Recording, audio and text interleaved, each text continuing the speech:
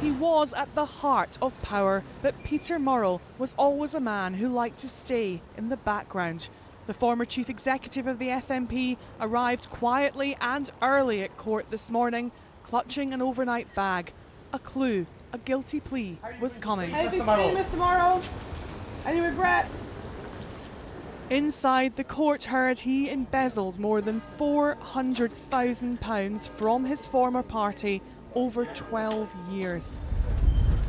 Once part of the most powerful couple in Scottish politics, he left out the back door, a common thief. It is an extraordinary fall. Peter Murrell was led away from court in handcuffs. He's in this prison van. He's being remanded in custody now. The judge described a gross breach of trust. A lengthy prison term is expected when he returns to court for sentencing on the 23rd of June.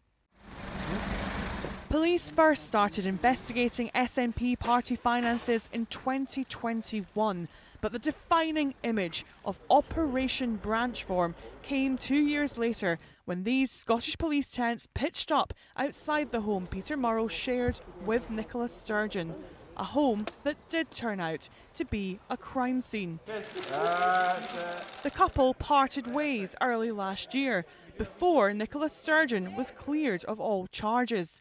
Today, in a statement, she described the case as a personal trauma, writing, "To be deceived and let down by a husband I loved and trusted has caused me acute pain. To be clear, I had no knowledge or suspicion whatsoever that he was using SNP funds for personal purposes. I was misled, just as others were."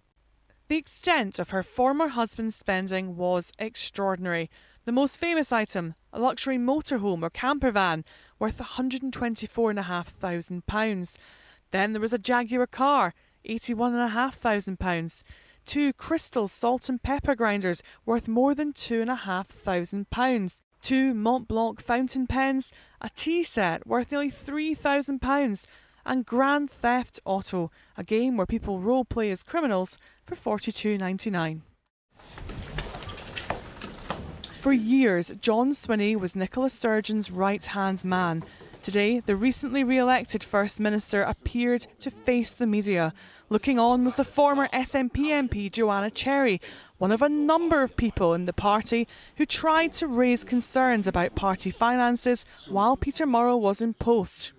Will you apologise to those members? Do you think Nicola Sturgeon herself was misled and is a victim? She was unaware of any of these issues. Can I ask you if you believe that, First Minister? I do believe that, yes. I do believe that.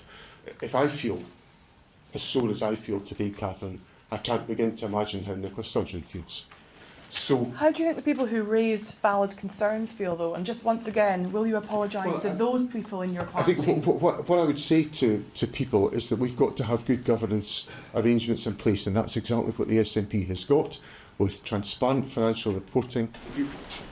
This is unlikely to satisfy those who accuse the party of closing ranks and shutting down critics.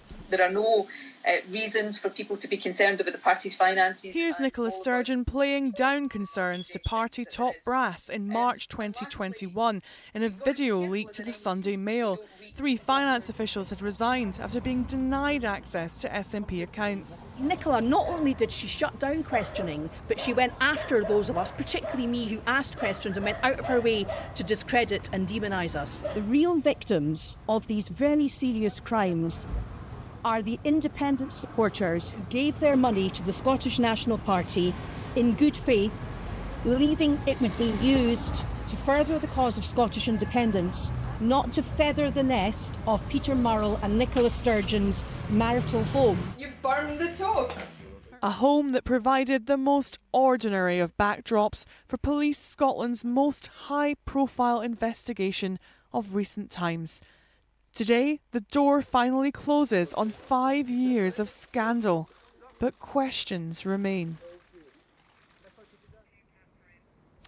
Peter Murrell hasn't just stolen all this money from the SNP. He has also, I believe, for many supporters of this party, stolen a sense that under Nicola Sturgeon, it was somehow above day-to-day politics, above sleaze. There are some in the SNP who will be relieved this evening that this did not go to a full trial. Worth remembering, if a member of the public hadn't reported their concerns to police all those years ago, Peter Murrell could be stealing still.